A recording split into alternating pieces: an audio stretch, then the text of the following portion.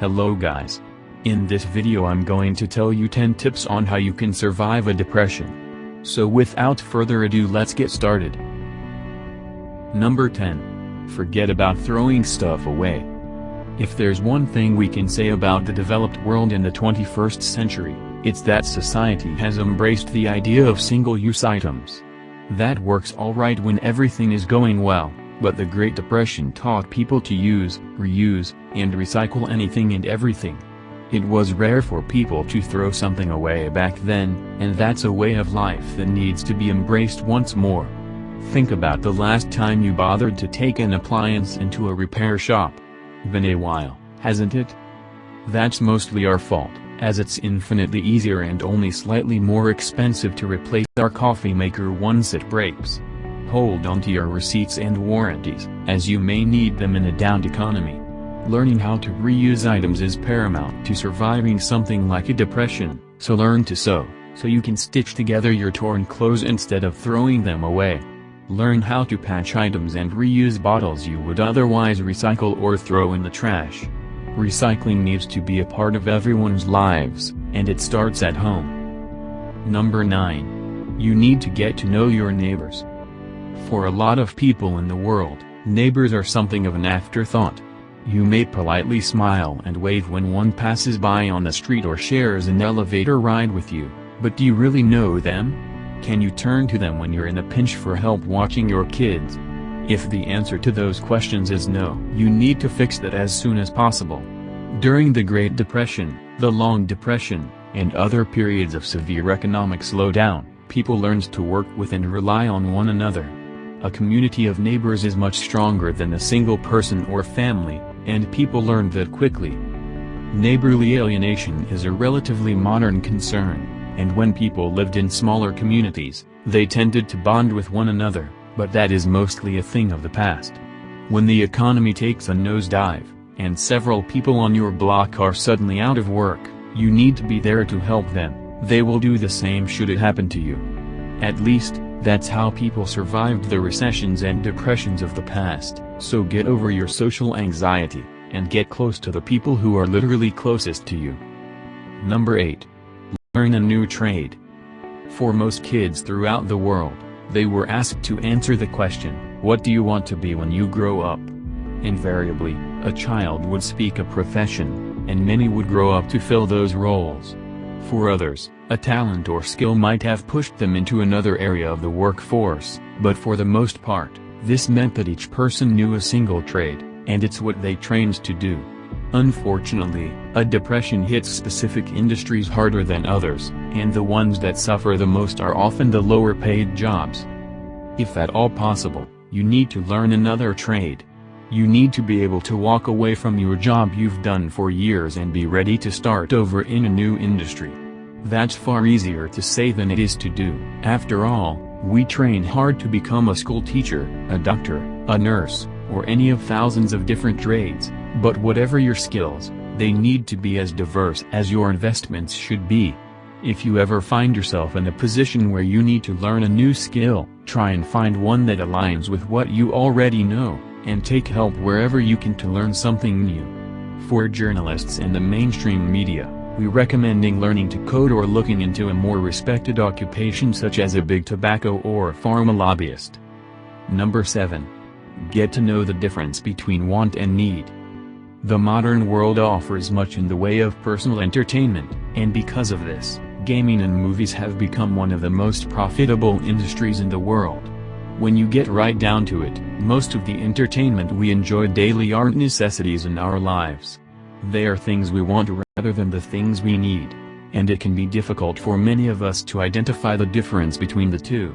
After all, our entertainment isn't something we take lightly, but needs and wants extend beyond entertainment into most of what we consume throughout our daily lives. That $5 coffee you can't live without every morning? It's time to pick up a machine so you can brew it at home.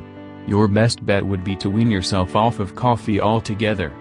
Believe it or not, it's not a necessity. During a depression or even a recession, it's important to identify these things so you can save your money for the real needs in life: food, water, shelter, clothing, and sanitation. You should never trade any of those for something you don't truly need, and that becomes crystal clear in a depression. Number 6. Be cautious and be prepared for anything. One of the biggest problems people faced during the Great Depression was a marked increase in crime.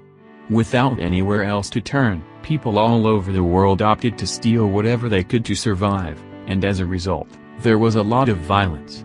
That isn't to say you need to run out and buy all the guns so you can hole up in your home and protect your family.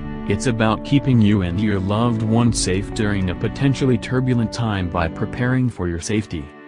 There are tons of ways you can keep safe during a crisis, and they don't all require firearms. Simply getting close to your neighbors and organizing a neighborhood watch can be more than enough to push criminals to look elsewhere.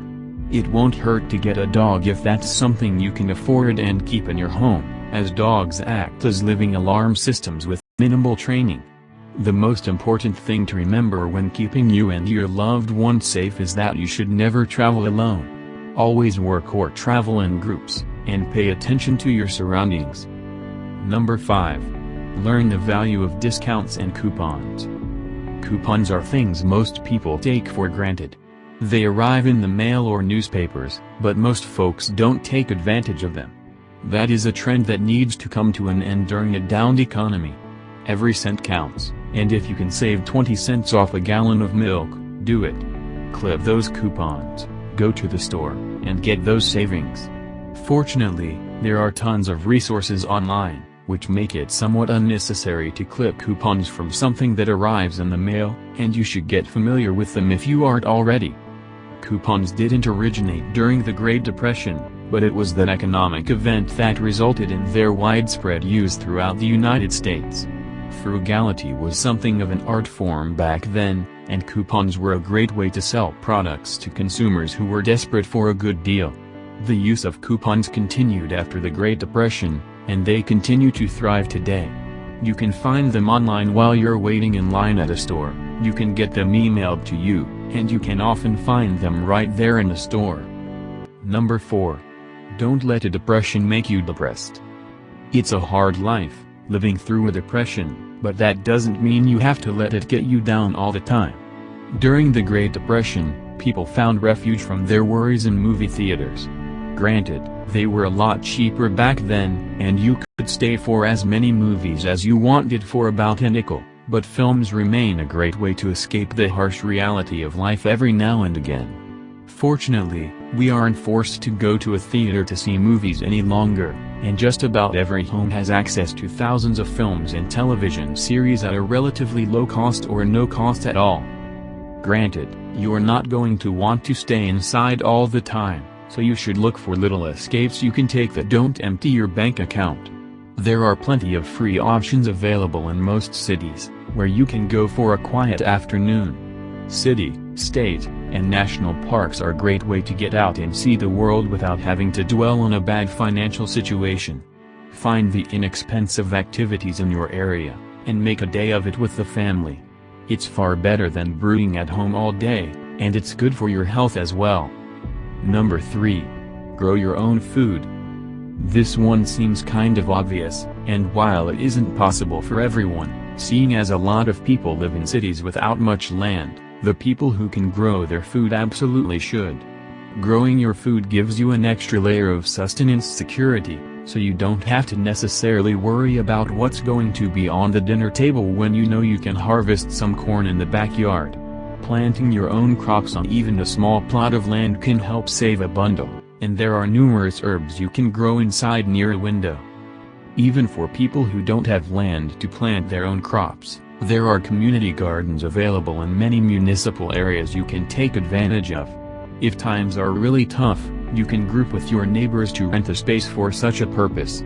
During the Great Depression, many cities allowed citizens to farm vacant lots, so that may be an option should things get bad once more. If you don't know how to plant and tend crops, there are plenty of guides online, and if you're into some old tech, head to your local library and read a book on how to do it. Number 2. Focus on the family. The most important thing everyone needs to remember during a depression is that the family comes first. No matter who you are or where you fit within your family structure, you need to look out for yourself and the ones you love. If there was one thing that helped families get through the Great Depression, it was the closeness of one another. There wasn't much families could turn to for help and support, so they relied on one another. If one parent could work, the other would take care of the home, and if both needed to work, the oldest child would watch the younger ones. Whatever could be done to support one another, the families came together to make it happen. In our modern world, where families are split up in different states and countries, being close with one another isn't as easy as it used to be. If at all possible, try to change this, and take a lesson from history. Help each other out, play board games, read to one another, or do whatever it takes to get through the bad economy, and know that if history has taught us anything about depressions, it's that they eventually come to an end. Number 1. Forget everything you know about modern society. Forget everything you know about society. If the markets truly do crash to depression levels, you won't be thinking about social media, or politics, or carbon credits and climate change. You will be thinking about where your next meal is going to come from. You will be thinking about how to fix the last pair of shoes you were able to afford, unfixable Nikes from a Chinese sweatshop probably. I know this sounds bleak, but it is the reality of a Great Depression and it needs to color your thinking and preparing. All the advice on this list is good. But the most important advice of all is you need to realize that a depression will cause a whole new world that will barely resemble anything you have known before, unless you come from a third world nation with dire poverty. Sure, the rich celebs will still be on Twitter telling everyone how much they care and want to help. But they won't. A Great Depression will certainly pull the curtain back on virtue signaling. Because virtue signals don't fill hungry bellies. That's the top 10 for today. Don't forget to subscribe and hit that notification bell.